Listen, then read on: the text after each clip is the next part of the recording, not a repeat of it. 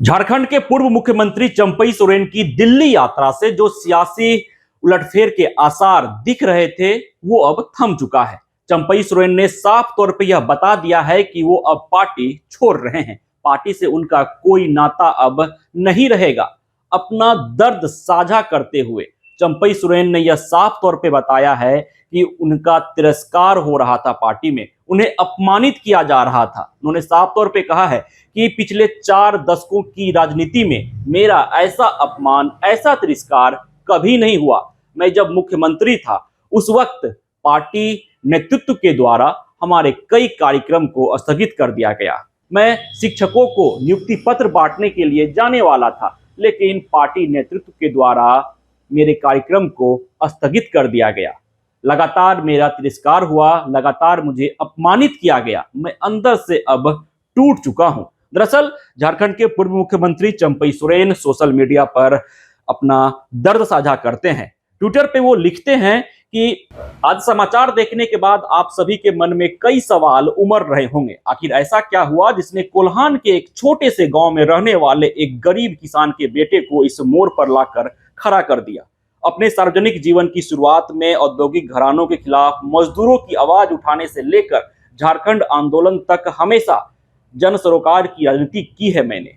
राज्य के आदिवासियों, मूलवासियों, गरीबों, मजदूरों, छात्रों एवं पिछड़े तबके के लोगों को उनका अधिकार दिलवाने का प्रयास लगातार मैं करता रहा। किसी भी पद पर रहा अथवा नहीं, लेकिन हर पल जनता के लिए उपलब्ध रहा। उन लोगों के मुद्दों को उठाता रहा जिन्होंने झारखंड राज्य के साथ अपने बेहतर भविष्य के सपने देखे थे। सीएम बनकर भी मैंने सेवा की। इंडिया गठबंधन ने मुझे झारखंड के 12वें मुख्यमंत्री के तौर पर राज्य की सेवा करने के लिए चुना। अपने कार्यकाल के पहले दिन से लेकर आखिरी दिन तक मैंने पूरी निष्ठा एवं समर्पण के साथ राज्य के प्रति अपने कर्तव्यों का निर्वहन किया। इस दौरान हमने जनहित में कई फैसले लिए और हमेशा की तरह हर किसी के लिए सदैव उपलब्ध रहा। बड़े बुजुर्गों, महिलाओं, युवाओं, छात्रों एवं समाज के हर तबके तथा राज्य के हर व्यक्ति को ध्यान में रखते हुए हमने जो निर्णय लिए उसका मूल्यांकन राज्य की जनता करेगी। मैंने गलत नहीं होने दिया और न कभी किसी के साथ गलत किया, लेकिन पार्टी में हमारे साथ लगातार गलत व्यवहार होता रहा, लगातार मेरा तिरस्कार होता रहा, लगातार मुझे अपमानित किया गया। पिछले 4 दशकों की राजनीति में मैंने ऐसा अपमान कभी नहीं झेला, लेकिन मैं अब अंदर से टूट चुका हूं। मेरे सामने 2 रास्ते थे, या तो मैं राजनीति से संन्यास ले लेता या फिर अपने असूलों पर, अपने कर्तव्यों पर आगे बढ़ता। चंपई सोरेन ने आगे लिखा कि मुख्यमंत्री पद का भी मजाक बना दिया गया है। क्या लोकतंत्र में इससे अपमानजनक कुछ हो सकता है कि एक मुख्यमंत्री के कार्यक्रम को कोई अन्य व्यक्ति रद्द करवा दे? अपमान का यह कड़वा घूंट पीने के बावजूद मैंने कहा कि नियुक्ति पत्र वितरण सुबह है, जबकि दोपहर में विधायक दल की बैठक होगी, तो वहां से होते हुए मैं उसमें शामिल हो जाऊंगा। लेकिन उधर से साफ इनकार कर दिया गया। पार्टी नेतृत्व ने साफ तौर पे इनकार कर दिया कि नहीं, आपको नियुक्ति पत्र कार्यक्रम में हिस्सा नहीं लेना है। विधायक दल की बैठक है और उस बैठक से पहले बतौर सीएम आप किसी भी कार्यक्रम का हिस्सा नहीं हो सकते हैं। अब सोचिए किस तरह से मुख्यमंत्री पद का मजाक बना दिया गया है कि एक मुख्यमंत्री को दूसरा व्यक्ति निर्देश दे रहा है। एक मुख्यमंत्री के कार्यक्रम को पार्टी के शीर्ष नेतृत्व के द्वारा स्थगित कर दिया जा रहा है। चंपई सोरेन ने आगे लिखा कि जब वर्षों से पार्टी के केंद्रीय कार्यकारिणी की बैठक नहीं हो रही है और एक तरफा आदेश पारित किए जाते हैं, तो फिर किसके पास जाकर अपनी तकलीफ बताएं? इस पार्टी में मेरी गिनती वरिष्ठ सदस्यों में होती है, बाकी लोग जूनियर हैं और मुझसे सीनियर सुप्रीमो जो हैं वो स्वास्थ्य की वजह से राजनीति में सक्रिय नहीं है। फिर मेरे पास क्या विकल्प था? अगर वो सक्रिय होते तो शायद अलग हालात होते।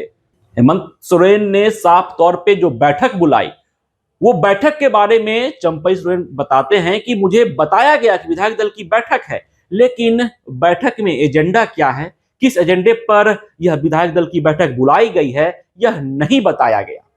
चंपई सोरेन ने साफ तौर पे लिखा है कि बैठक बुलाने का अधिकार यूं तो मुख्यमंत्री का होता है, विधायक दल की बैठक, लेकिन सिर्फ मुझे बताया गया कि बैठक है विधायक दल की और आपको आना है। मुझे एजेंडा तक पता नहीं था और जब मैं बैठक में पहुंचा तो मुझसे इस्तीफा मांगा गया। मैं चकित रह गया।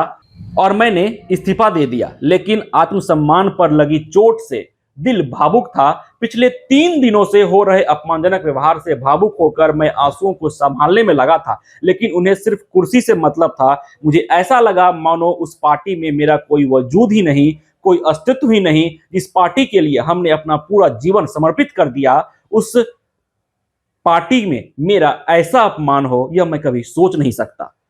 इतने अपमान एवं तिरस्कार के बाद मैं वैकल्पिक राह तलाशने हेतु मजबूर हो गया। मैंने भारी मन से विधायक दल की उसी बैठक में कहा कि आज से मेरा जीवन का नया अध्याय शुरू होने जा रहा है। इससे मेरे पास 3 विकल्प थे। पहला, राजनीति से संन्यास लेना, दूसरा, अपना अलग संगठन खड़ा करना, और तीसरा, इस राह में अगर कोई साथी मिले तो उसके साथ आगे सफर तय करना।